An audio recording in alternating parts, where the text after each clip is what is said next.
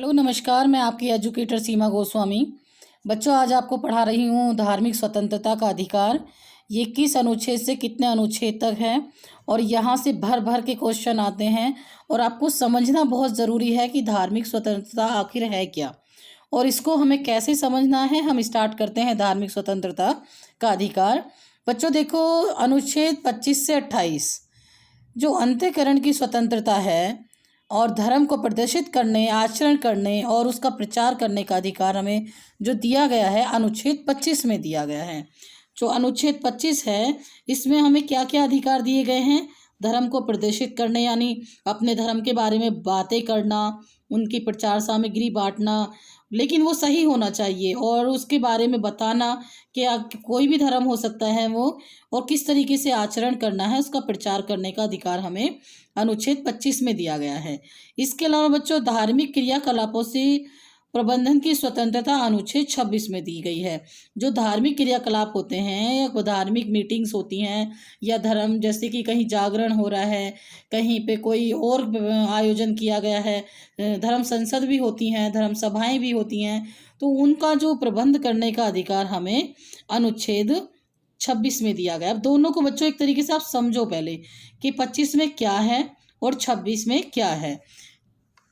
देखो बच्चों, ये जो अंतःकरण की स्वतंत्रता है या धर्म को प्रदर्शित करने की स्वतंत्रता है, ये क्या है। ये पहली बात तो कि 25 के अनुसार, जो अनुच्छेद 25 है उसके अनुसार सभी व्यक्तियों को अंतःकरण की स्वतंत्रता का अधिकार तथा किसी भी धर्म को मानने, यानी हमारे मन की बात है कि हम किस धर्म को माने, आचरण करने और प्रचार करने का हक होगा, यानी उसको ये पूरा अधिकार होगा। लेकिन आप किसी को जबरदस्ती धर्म परिवर्तन नहीं करा सकते, ये कानूनी अपराध होगा, जो कि होता भी है, आपके आसपास भी होता होगा। आप देखते हो कि कुछ लालच दे करके धर्म परिवर्तन करा दिए जाते हैं या किसी और कारण से धर्म परिवर्तन करा दिए जाते हैं, डरा के धमका के। तो ये एक अधिकार होगा, ये हमारे मन की बात है कि हम किस धर्म को माने, इसमें किसी तरीके की जबरदस्ती नहीं होती है। इसके अलावा बच्चों, यहाँ अंतःकरण का तात्पर्य अत्यंतिक, एब्सोल्यूट, यानी कि जो आपका आंतरिक स्वतंत्रता है जिसके माध्यम से व्यक्ति अपनी इच्छा अनुसार ईश्वर के साथ संबंधों को स्थापित करता है। इसमें किसी तरीके का लालच, किसी तरीके का डर करा करके आप धर्म परिवर्तन या धर्म नहीं बना सकते, यानी जो उसका धर्म है वो माने, अपने मन से माने। ये अधिकार हमें अनुच्छेद 25 में दिया गया है। जो वर्तमान समय है, इससे पहले जब तक कानून नहीं बने थे बच्चों, तब तक इतना किसी को पता भी नहीं था, लेकिन अब कानून है कि आप किसी का धर्म परिवर्तन जबरदस्ती नहीं करा सकते। अगर ऐसा कुछ कराया जाता है तो उसके जो खिलाफ कड़ी कार्रवाई होती है, ये कानून में प्रावधान है। अनुच्छेद 26 है धार्मिक क्रियाकलापों के प्रबंधन की स्वतंत्रता, यानी जो धर्म से संबंधित क्रियाकलाप होते हैं उनको प्रबंध करने का स्वतंत्रता दी गई है। वो किस प्रकार दी गई है, थोड़ा सा इसको भी समझ लेते हैं। तो इसमें कुछ 4-5 चीज़ों का प्रावधान किया गया है धार्मिक क्रियाकलापों की प्रबंध स्वतंत्रता जो अनुच्छेद 26 में दी गई है। जैसे अपने धार्मिक संस्थाओं की स्थापना करना, उसका पोषण करना, उसको आगे बढ़ाने के लिए संस्थाएं खोलना।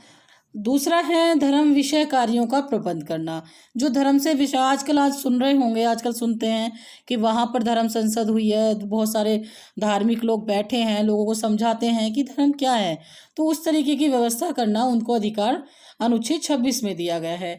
इसके अलावा बच्चों, धार्मिक संप्रदाय का संपत्ति अर्जन और प्रशासन का अधिकार दिया गया है, यानी जो अनुच्छेद 26 में हमें धर्म की स्वतंत्रता दी गई है प्रबंध करने की, उसमें आप संपत्ति भी अर्जित कर सकते हैं, लेकिन उस संपत्ति को आप उसी के काम में लगाएं, न कि अन्य किसी गलत कामों में लगाएं। ये भी आपके प्रावधान में है कि आप किसी गलत कार्यों में उस पैसे का प्रयोग नहीं करेंगे, सिर्फ धार्मिक क्रियाकलापों या उसको आगे बढ़ाने में ही प्रयोग करेंगे। इसके अलावा बच्चों, अर्जित संपत्ति का विधि के अनुसार प्रशासन करना, या अनुच्छेद जो जितना भी हमें ये धार्मिक स्वतंत्रताएं दी गई हैं, ये कानून के तहत है। हम अपनी मर्जी से कोई कार्य इस तरीके का नहीं कर सकते कि जो कि देश के खिलाफ या जो धार्मिक प्रबंधन की स्वतंत्रता हमें मिली है उस कानून के खिलाफ जाती हों, तो वो सारी स्वतंत्रता हमें अनुच्छेद 26 में दी गई हैं। इसके अलावा बच्चों, अनुच्छेद 27 में हमें किसी धर्म विशेष के बढ़ावे के लिए चंदा देने या न देने की स्वतंत्रता दी गई है। जो अनुच्छेद 27 है, कोई भी धर्म हो सकता है, वो चाहे हिंदू धर्म हो, क्रिश्चियन धर्म हो, मुस्लिम धर्म हो, जो हम चंदा दे रहे हैं तो हम दे सकते हैं, अपनी मर्जी से दे सकते हैं। हम ज़बरदस्ती किसी से चंदा ले नहीं सकते या किसी को हम ये नहीं कह सकते आप चंदा दें। ये अनुच्छेद 27 में है। इसके अलावा बच्चों, अनुच्छेद 28 में आपको शिक्षण संस्थाओं में पूजा के धार्मिक अनुदेशों से उपस्थिति की मुक्ति दी गई है। अनुच्छेद 28 में इसका मतलब है कि जो अनुच्छेद 28 है, अब ये शिक्षण संस्थाओं में पूजा के धार्मिक अनुदेशों में उसे उपस्थिति की मुक्ति, अब ये है क्या, इसको थोड़ा सा हम समझ लेते हैं। इसका मतलब है बच्चों, ऐसी शिक्षण संस्थाएं जिस राज्य जो कि राज्य है उसे पूरी तरीके से पोषित करें।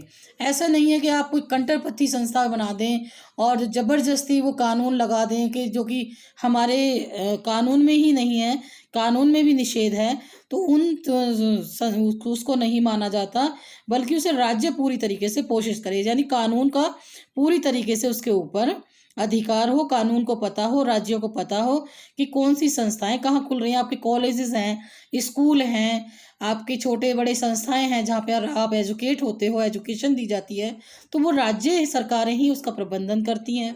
ऐसी संस्था जिसे राज्य ने मान्यता प्रदान की हो। ऐसा तो कोई स्कूल डिग्री दे नहीं सकता कि जिसे राज्य ने मान्यता प्राप्त ना हो, राज्य ने मान्यता दी ही ना हो और आपको कोई डिग्री दे दे। यानी उस संस्था को राज्यों की तरफ से पूरी मान्यता मिली होनी चाहिए।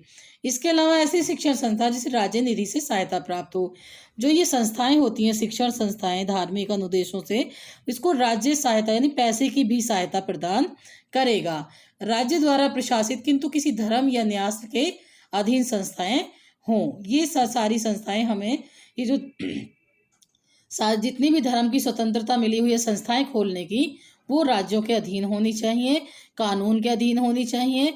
उन संस्थाओं को आप अनुच्छेद 28 के तहत बना सकते हैं, किसी भी कॉलेज को, स्कूल को, या मेडिकल्स हैं, मेडिकल कॉलेजेस हैं। इस तरीके की जितनी भी हम संस्थाएं बनाएंगे, शिक्षण संस्थाएं, वो सब हमें राज्यों के अधीन आनी चाहिए। तो बच्चों, आज मैंने आपको पढ़ाया अनुच्छेद 25 से 28 तक, जो कि हमें धार्मिक स्वतंत्रता प्रदान करता है। धार्मिक स्वतंत्रता प्रदान करता है, जैसे कि अब एक बार और आपको रिपीट कर देती हूँ। अंतःकरण की स्वतंत्रता, धर्म को प्रदर्शित करने की, आचरण करने की, उसका प्रचार करने की स्वतंत्रता अनुच्छेद हमें 25 में दी गई है।